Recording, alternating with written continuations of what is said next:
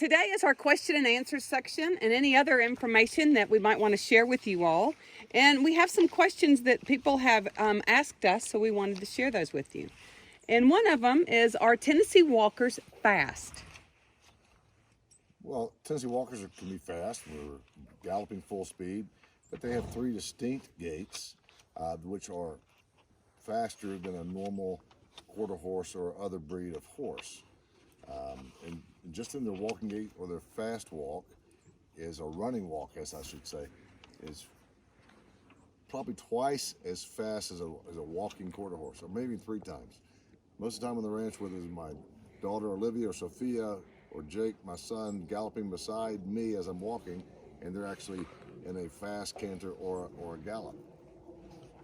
I have even read where these horses can travel 10 to 20 miles per hour, so that's amazing. There's no question about it. It's amazing how fast they really move. So when we actually ride together in a mixture of horses, the quarter horse group, I'm always having to stop and wait for them to catch up. They have a very unique stride that's called overstriding. Can you explain what that is? Well, I think what you're referring to is the horse moves each side independently. So therefore, the front left hoof and the back left hoof move forward at the same time. And then when they hit the ground, then the right side moves forward, versus most all other disciplined horses or non-gated horses move diagonally, meaning the front right or front left here and the back right. So that is what creates the smooth ride. Do Tennessee Walkers spook easily? You know, all horses have their individual characteristics and traits, just like all human beings have their own individual characteristics and traits. So the other thing that we talked about briefly, but we didn't expound upon very much, were the 3 most popular bits for walking horses, which are the snaffle bits, curb bits, and gag bits. Do you have anything you'd like to say about the bits?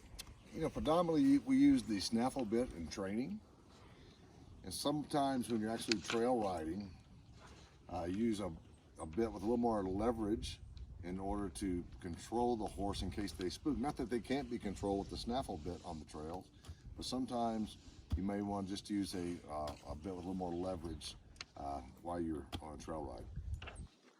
I also have a question. So can you jump a Tennessee Walker?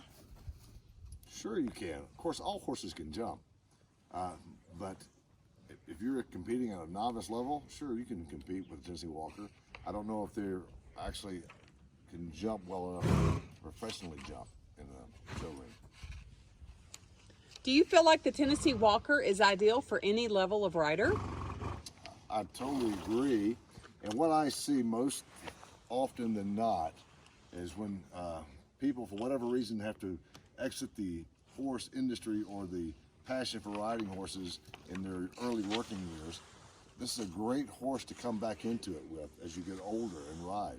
Because of their temperament and their smooth ride, it allows both very young novice riders and older seasoned riders a great comfortable platform in order to enjoy their hobby of horsemanship. I also have another question. Can Tennessee walking horses canter? Sure they can. We canter gallop all the time. What is the one piece of equipment that you always keep on you when you are out riding? Well, Or do you have several? You always need to have all your equipment, whether it's your tack, your for the horse. They always carry some sort of knife or Leatherman tool with me, because you never know what situations you'll get into that you need to have a knife or a Leatherman to get you out of, whether you run into a barbed wire fence somewhere, or you have to cut a horse free, or there's an entanglement. So my advice is always to get a good, sharp, clean knife, as well as a Leatherman or plier type of device. And what is the lifespan of a Tennessee Walker, the approximate lifespan? It's probably anywhere 27 to 30 years. And the weight? She's heavier than most, but Tennessee Walkers on average are lighter than their quarter horse cousins or other horses because they're a narrower breed. but around 1,000 pounds. Now she's somewhat heavier because she's so tall. What color is she? Well, take a look at her. You tell me. She's got a pretty white star in the middle of her forehead. She's beautiful. Well, from what I understand, there are 20 approved shades that are with the registration of Tennessee Walkers. Yes, any color can be registered. Okay, well, thank you. Sure, no problem. We appreciate it.